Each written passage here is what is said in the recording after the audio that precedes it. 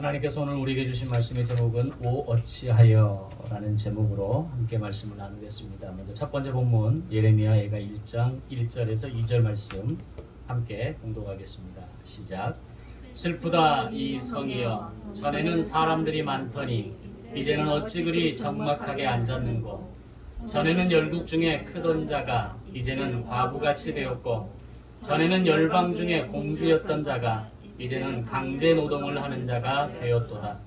밤에는 슬피 우니 눈물이 뺨에 흐름이여, 사랑하던 자들 중에 그에게 위로하는 자가 없고 친구들도 다 배반하여 원수들이 되었도다. 아멘. 두 번째 본문 예레미야 예가 2장 1절 2절 말씀 시작. 슬프다 주께서 어찌 그리 진노하사 딸 시온을 구름으로 덮으셨는가. 이스라엘의 아름다움을 하늘에서 땅에 던지셨음이며 그의 진노의 날에 그의 발판을 기억하지 아니하셨도다. 주께서 야곱의 모든 거처들을 삼키시고 긍휼히 여기지 아니하셨으며 노하사 딸 유다의 견고한 성체들을 허물어 땅에 엎으시고 나라와 그 지도자들을 욕되게 하셨도다. 아멘. 지난 주일의 말씀을 통해서 우리가 인생을 살면서 진짜 두려워해야 할 것이 무엇인가에 대해서 함께 생각해 보는 시간을 가졌습니다. 시드기야가 진짜 두려워해야 했던 것은 하나님의 진노와 심판이어야 했습니다. 그러나 그런 시드기야가 진짜로 두려워했던 것은 하나님이 아닌 백성들의 조롱과 시선, 그들이 나를 어떻게 바라볼 것인가, 바로 그것이 가장 두려웠던 것입니다. 결국 시드기야에게 주어진 마지막 기회는 그렇게 사라져버립니다. 드디어 남유다는 바벨론의 마지막 3차 공격이 시작되면서 1년 6개월의 포위를 더 이상 버티지 못하고 멸망하게 됩니다. 지난 10여 년의 시간 동안 남유다의 멸망과 회개를 외쳤던 예레미야는 그 멸망의 과정들, 그 멸망의 모습을 지켜보면서 얼마나 비참하고 괴로웠던지 슬픔의 노래를 지어 부르게 되는데, 그것이 바로 예레미야 애가입니다. 시드기야의 두 눈이 뽑힌 채로 남은 백성들과 함께 바벨론으로 끌려가고 예루살렘 성 안에 많은 사람이 비참하게 죽어나가고 성 안에 남아있는 자들은 아무런 힘도 기력도 없는 사람들만이 겨우 살아남았을 때에 그들을 바라보는, 그 광경을 바라보는 예레미야의 가슴이 얼마나 아프고 괴로웠겠습니까? 그는 그 자신의 아픈 괴로움과 그 짓눌려지는 가슴과 과거 예루살렘의 영광을 또렷하게 기억하는 예레미야의 눈에는 하염없는 눈물만 흘러내렸던 겁니다. 그것을 예레미야 애가를 통해서 그 눈물과 그 고통의 마음들을 쏟아보내고, 동시에 그의 눈물과 고통은 하나님의 눈물과 고통이라는 것을 오늘 이 예레미야 애가를 읽어가는 우리로 하여금 깨닫게 해주고 있습니다. 그렇게 해서 왕정 500년의 이 시간은 예레미야의 눈물로 끝이 나게 됩니다. 그런데 아이러니한 것은 지난 500년 전 왕정 500년의 시작도 역시 한 사람의 눈물로 시작되었다는 것을 기억하십니까? 그것은 바로 사무엘의 눈물입니다. 여호수아 시대가 지나가고 사사시대 400년을 끝으로 우리에게도 왕을 달라고 요구하는 백성들의 요구를 들으면서 그들을 위해서 지난 20년 동안 마지막 사사로서 말씀 사역을 감당하면서 제사장 나라를 마침내 회복하고 나라의 정치와 경제와 국방력을 끌어올렸던 그 사무엘을 향해서 이제 당신 필요 없고 왕을 우리에게 주십시오 라고 요구하는 그 백성들의 말에 기가 막혀 사무엘은 울었던 겁니다. 결국 왕정 500년의 시작은 사무엘의 눈물로 시작되고 왕정 500년의 끝은 예레미야의 눈물로 끝이 나게 됩니다. 그렇게 보면 우리 인생이 굉장히 화려하게 보이고 세상에 뭔가 거창한 것들이 있어 보이고 내가 뭔가 대단한 것이 된 것 같고 그 어떤 것도 내가 마음 먹은 것이라면 뭐든지 다 할 수 있는 것처럼 착각하지만 사실 인생의 시작과 끝은 그렇게 눈물로 시작하고 눈물로 끝이 나는, 어쩌면 아무것도 내가 쥐고 갈 수 없는 그런 공허한 인생이라는 것을 다시 한번 보게 되는 겁니다.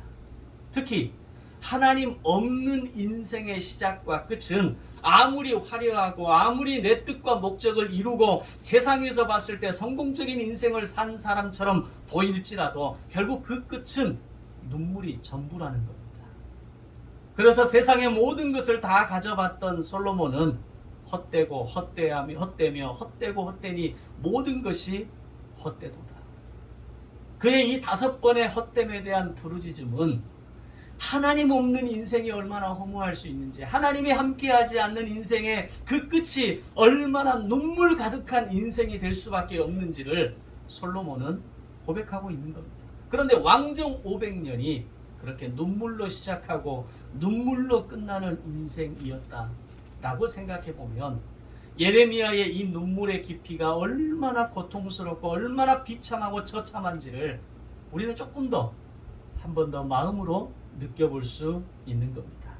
중요한 사실은 우리의 인생이 의미 있는 인생이 되고 복이 있는 인생이 되고 성공적인 인생이 되기 위해서는 어쩌면 여전히 부족하고 연약한 인생처럼 나의 모습인 것처럼 보여도 내가 하나님 안에 있을 때 꽤 멋진 인생이 될 수 있다는 것을 믿으시기를 바랍니다.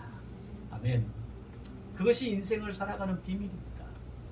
오늘 내가 여전히 연약하고 부족해 보여도 꽤 멋진 사람이 될 수 있는 비결은 하나님 안에 있는 겁니다. 그분 안에 거하는 것이고 그분의 생각을 닮아가는 것이고 그분의 마음을 느끼는 것이고 그 마음과 그분의 그 말씀 안에 나를 풍덩 담글 때 그나마 우리 인생이 의미 있고 복 있고 멋진 인생이 될 수 있다라고 하는 사실입니다.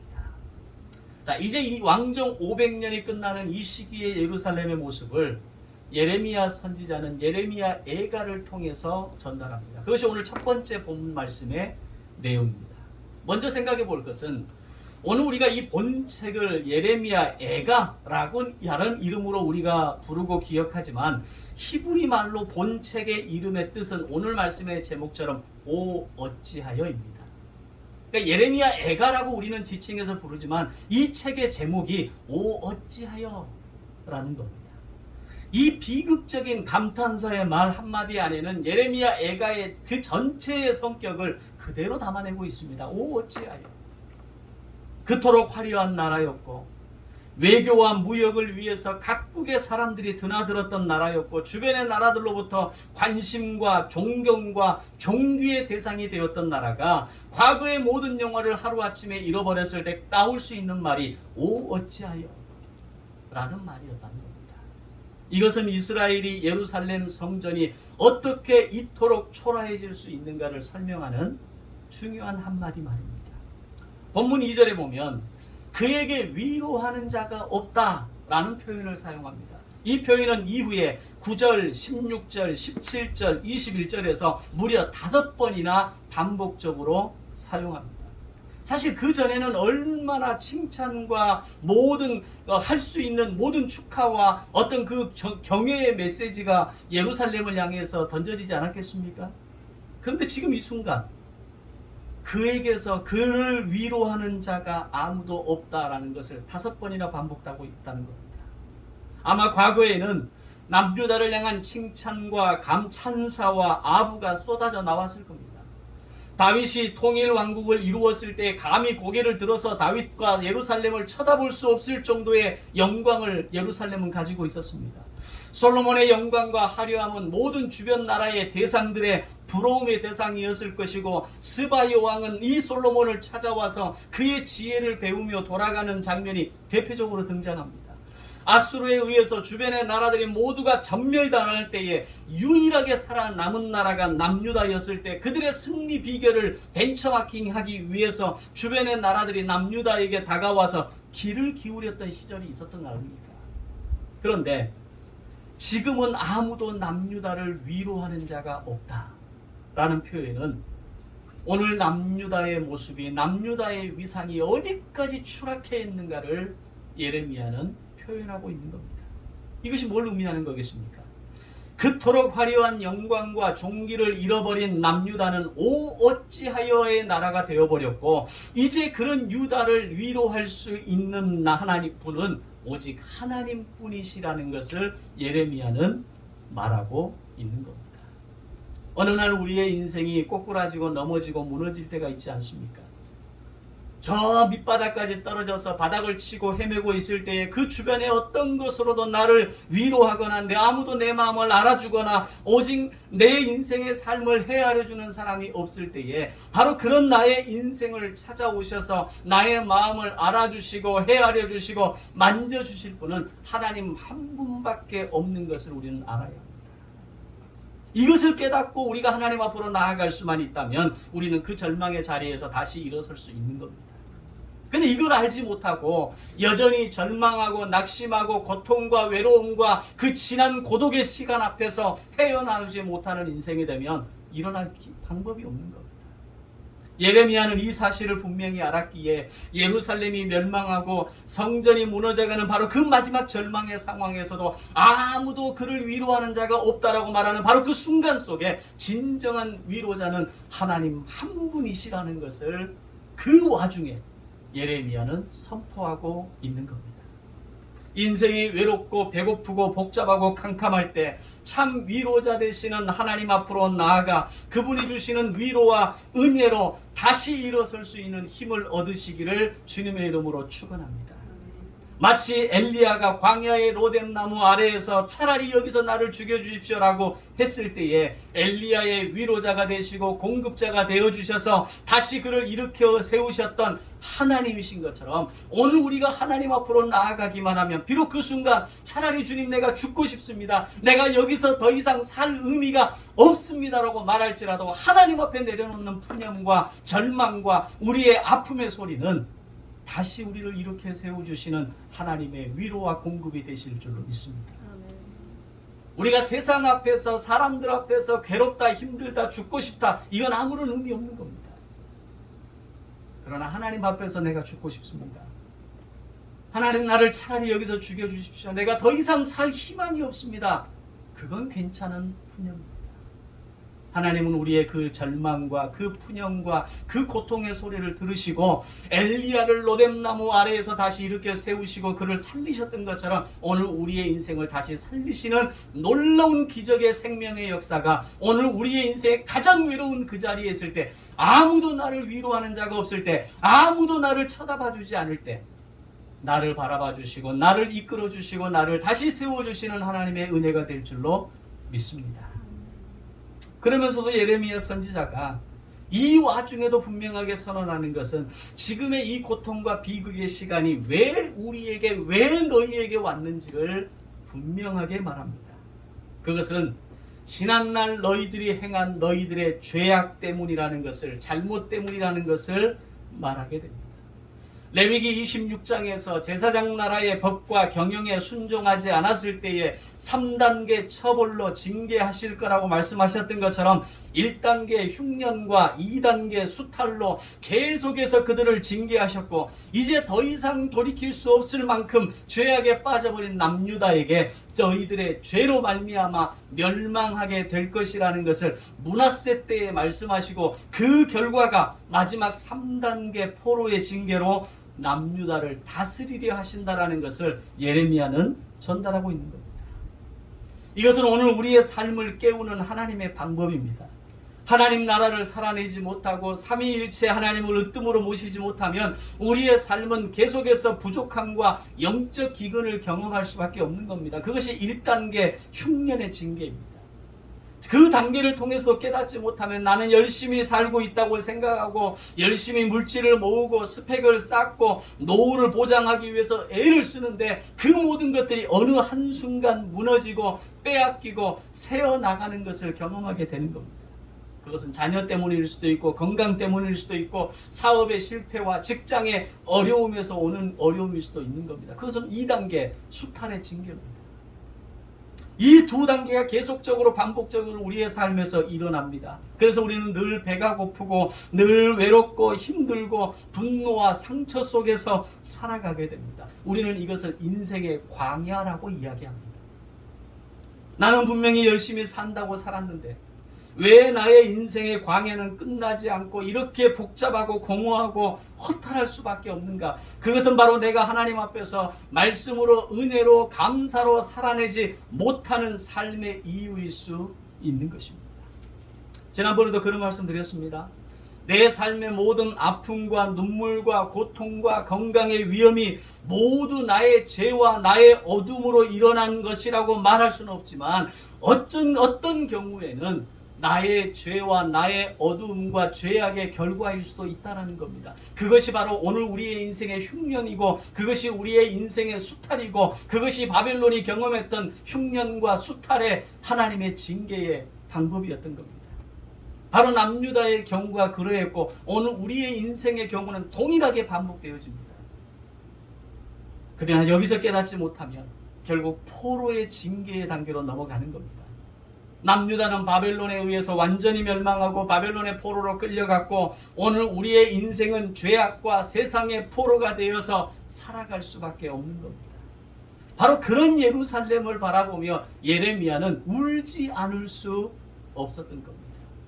예루살렘을 구해보려고 자신의 20대, 30대의 그 젊음과 열정을 다 쏟아부은 사람 아닙니까? 하나님께서 그를 20대에 부르셨을 때 뭘 알아서 그가 도대체 누가 그를 인정해줘서 그런 외침을 할 수 있었겠습니까?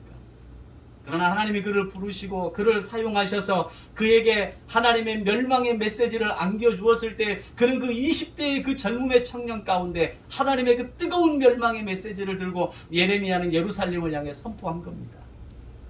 그러나 결국 흉년과 수탈의 징계에서 깨닫지 못하고 바벨론의 불길 속에 타들어가는 예루살렘 성읍과 포로로 끌려가는 쓰러져가는 그 동포들을 바라보면서 예레미야는 울 수밖에 없었던 겁니다. 그런 그의 심정을 예레미야 애가 2장 11절에서는 이렇게 기록합니다. 내 눈에 눈물이 상하며 내 창자가 끊어지며 내 간이 땅에 쏟아졌으니 이는 내 딸 내 백성이 패망하여 어린 자녀와 젖먹는 아이들이 성읍 길거리에서 기절함이로다.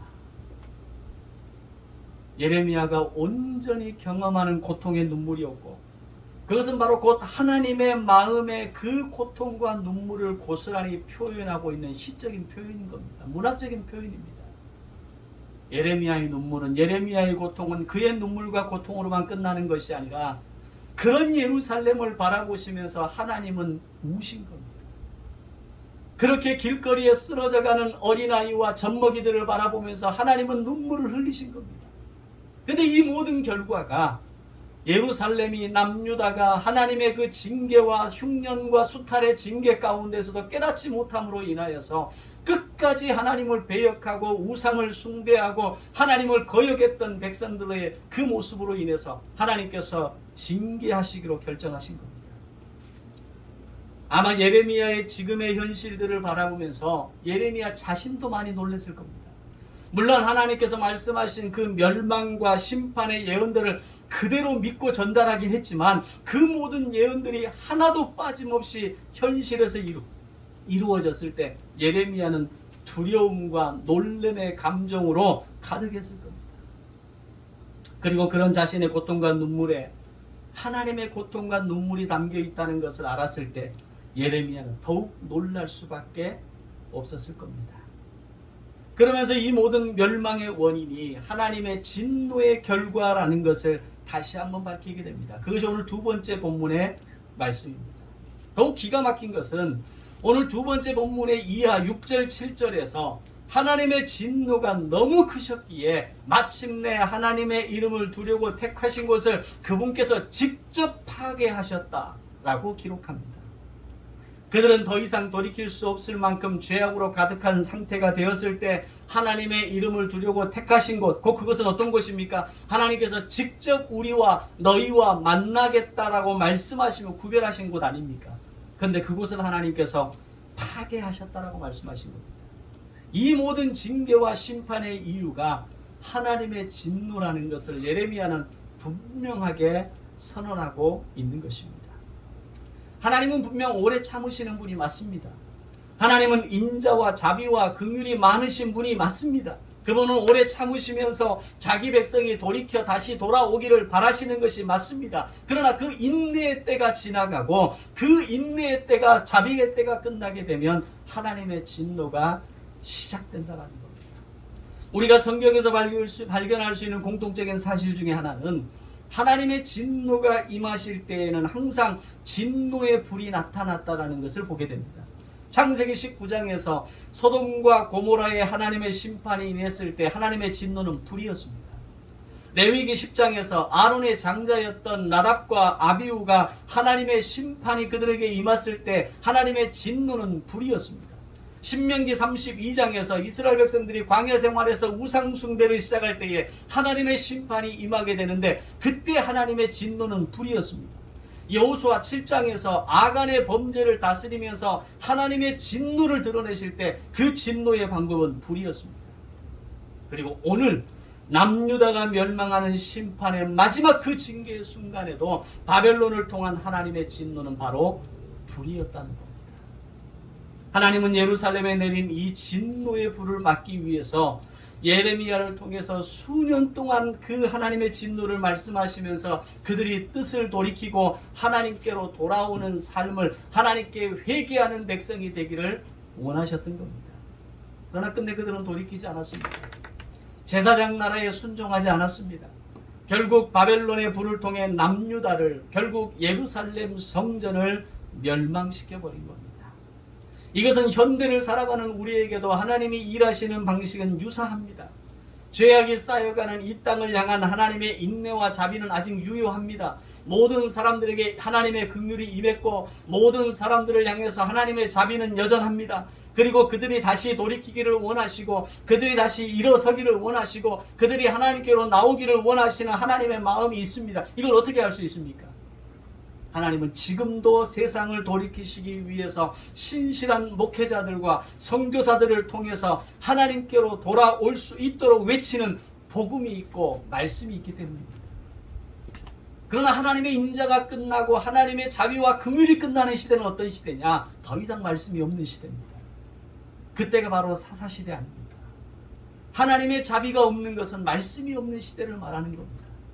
그러나 오늘 이 현대의 시대에 여전히 하나님의 인내와 자비와 긍휼이 있다라는 것을 증명하는 것은 말씀이 있는 시대라는 겁니다. 하나님의 말씀을 들으려 하는 자들이 있고 하나님의 말씀을 있는 그대로 전달하려고 하는 사람들이 있고 하나님의 말씀을 세계 각국의 선교의 오지까지 더 나아가서 전달하려고 하는 선교사들이 있기 때문입니다. 그렇다면 말씀을 드릴 때 어떻게 하겠습니까?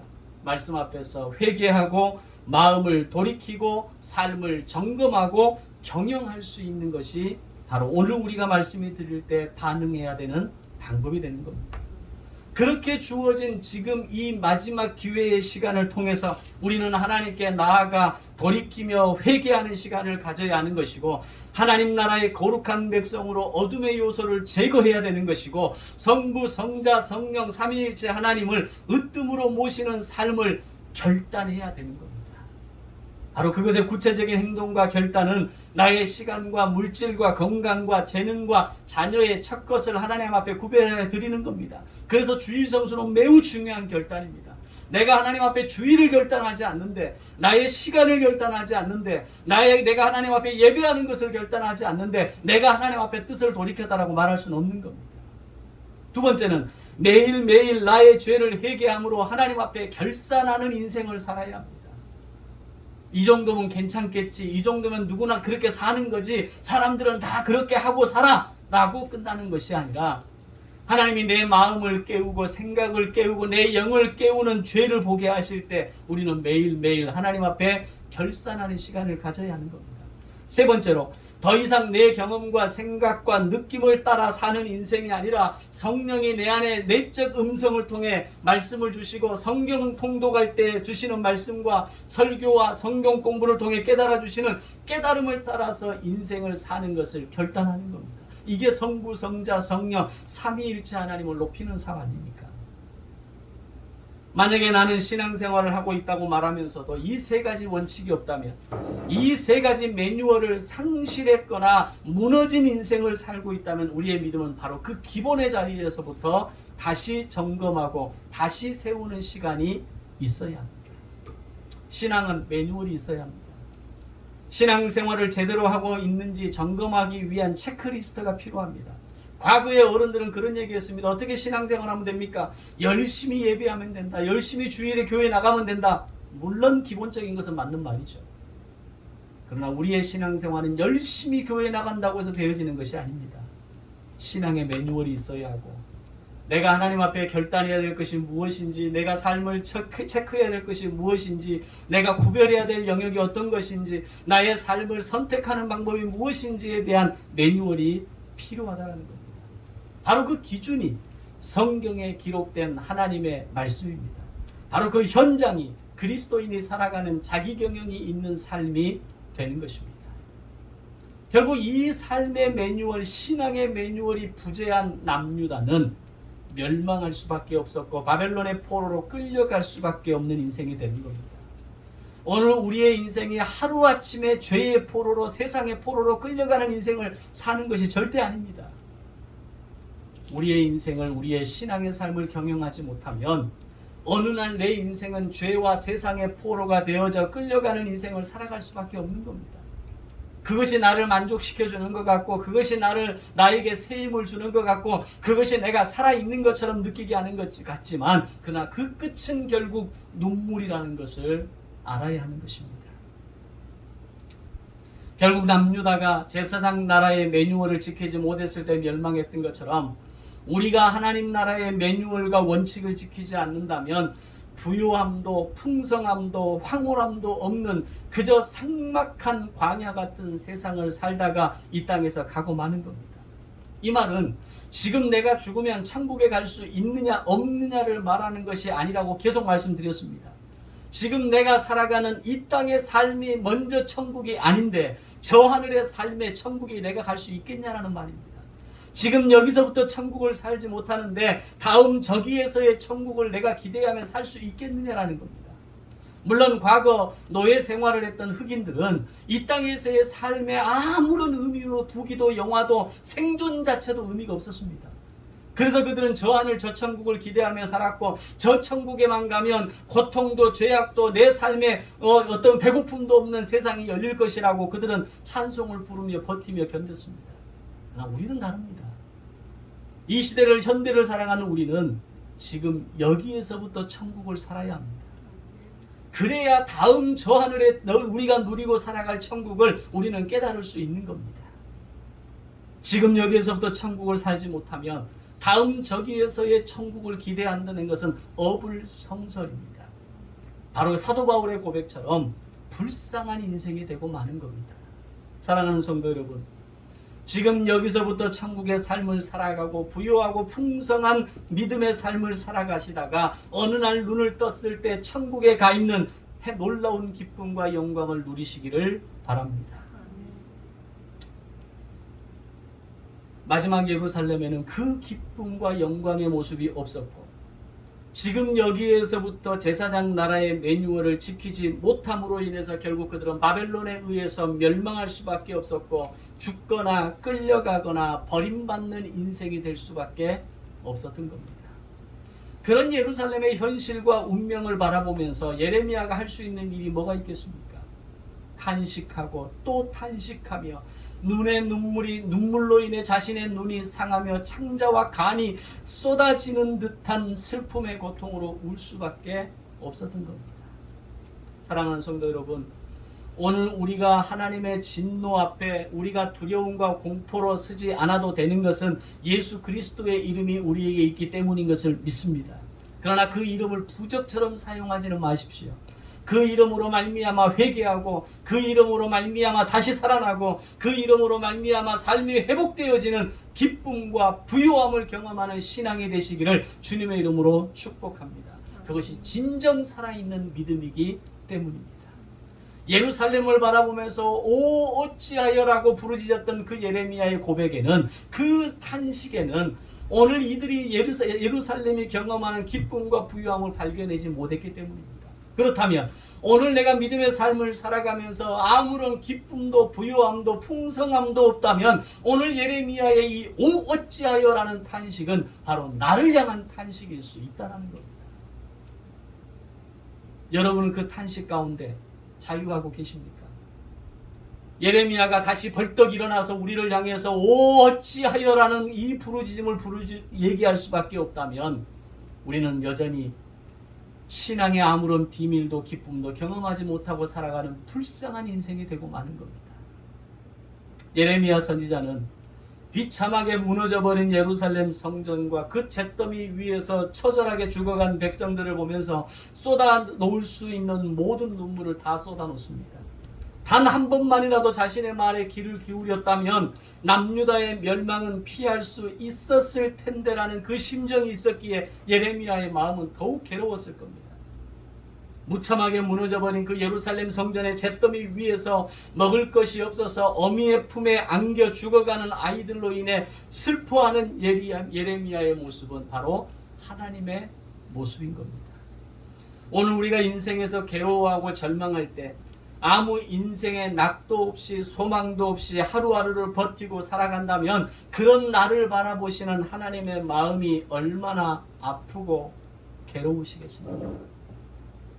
우리가 우리 자녀들을 볼 때 그러지 않습니까? 자녀들이 풍성한 삶을 살고 부유한 삶을 살고 기쁨의 삶을 살고 넉넉하고 감사함과 은혜의 삶을 살아가면 부모로서 그보다 더 기쁜 것이 어디가 있습니까? 그런데 늘 배고프고 늘 가난하고 늘 쪼달리고 늘 괴로운 인생을 살아가는 자녀의 모습을 바라보는 부모의 심정은 세상의 언어로 표현할 수 없는 겁니다.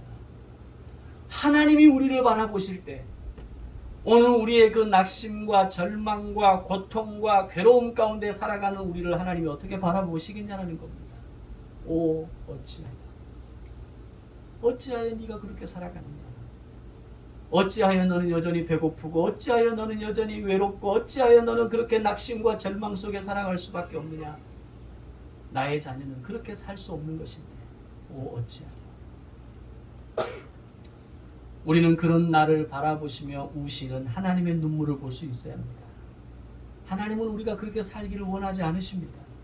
당당하고 자신감 있고 소망과 기대를 안고 풍성함을 누리며 살아가기를 하나님 아버지는 원하십니다. 그런 하나님의 기대를 채워드릴 줄 아는 성도들이 되시기를 바랍니다. 마지막으로 생각해 볼 수 있는 것은 예레미야 선지자의 눈물을 보면서 성경 속에 등장하는 하나님의 사람들의 눈물이 떠오릅니다. 요셉의 눈물이 있었고 다윗의 눈물이 있었고 예레미야의 눈물이 있었고 느헤미야의 눈물이 있었고 바울의 눈물이 있었습니다. 그들이 흘렸던 눈물의 공통점은 그들의 눈물로 인해서 형제가 살아나고 백성이 살아나고 나라가 살아나고 하나님의 소망과 회복이 다시 되어지는 놀라운 역사가 그 현장에 있었던 것을 보게 됩니다. 그 중에 가장 소중한 눈물은 예루살렘 성전을 바라보시며 우셨던 예수님의 눈물입니다. 어쩌면 예레미야의 이 오 어찌하여라는 눈물은 예수님께서 예루살렘 성전을 바라보시며 우셨던 그 눈물의 그림자였습니다. 예수님께서 예루살렘 성을 바라보시며 우시는 그 눈물에 비교할 수 있겠습니까? 예레미야의 눈물을. 예레미야가 아무리 창자가 썩어지고 간이 썩어지고 자신의 눈물에 눈이 상하는 그 고통 속에 있을지언정 예루살렘을 바라보시며 우시는 예수님의 눈물에 비할 수 있겠습니까? 그리고 그 예수님의 눈물은 십자가의 사랑으로 완벽하게 완성되어지게 됩니다. 오늘 우리는 무엇을 위해 무엇 때문에 울고 있습니까? 목회가 내가 생각했던 만큼 잘 되지 않아 울고 있습니까? 인생이 내가 생각했던 만큼 잘 되지 않아 울고 있습니까? 나의 인생이 그다지 성공적인 인생이 아닌 것 같아서 울고 있습니까? 자식도 남편도 아내도 내 마음대로 되는 것 같지 않아서 울고 있습니까? 그런 것 때문에 물론 울 수는 있습니다. 그래서 위로가 될 수가 있고 마음이 좀 나아질 수는 있습니다. 그러나 진정한 위로자는 오늘 말씀처럼 하나님 한 분뿐이십니다. 한 걸음 더 나아가서 정말 멋진 인생, 멋진 눈물은 앞서 말씀드린 저들의 눈물처럼 시대와 백성의 아픔과 하나님의 아픔을 담은 자의 눈물일 때 진짜 의미 있고 멋진 눈물이 된다는 겁니다. 사랑하는 성도 여러분, 오늘 머리 둘 곳조차 없으셨던 예수님의 고민도 연약한 인생들을 향한 고민과 근심이었습니다.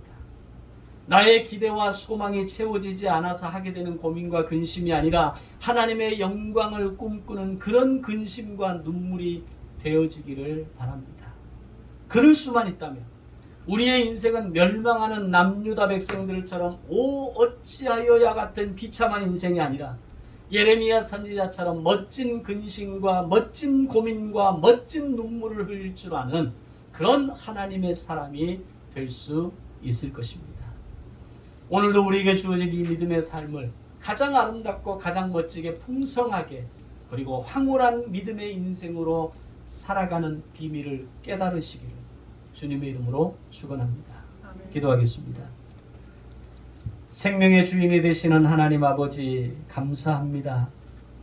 오늘도 우리의 인생을 바라보시고 우리가 괴로움과 고통과 눈물 가운데 있을 때 하나님이 근심하시고 하나님의 눈물을 흘리시고 우리의 인생의 아픔을 누구보다도 아파하시는 그 하나님의 마음을 깨닫게 하여 주시옵소서.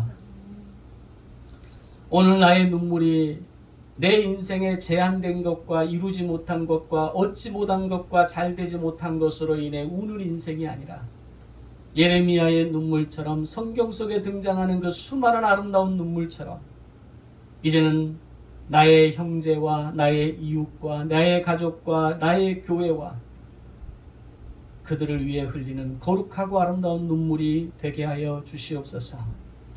오 어찌하여의 비참한 인생의 주인공이 되지 않게 하시고 이제는 세상을 바라보며 울 수 있는 아름다운 눈물을 가진 자가 되게 하여 주시옵소서. 감사드리오며 예수님의 이름으로 기도드리옵나이다. 아멘.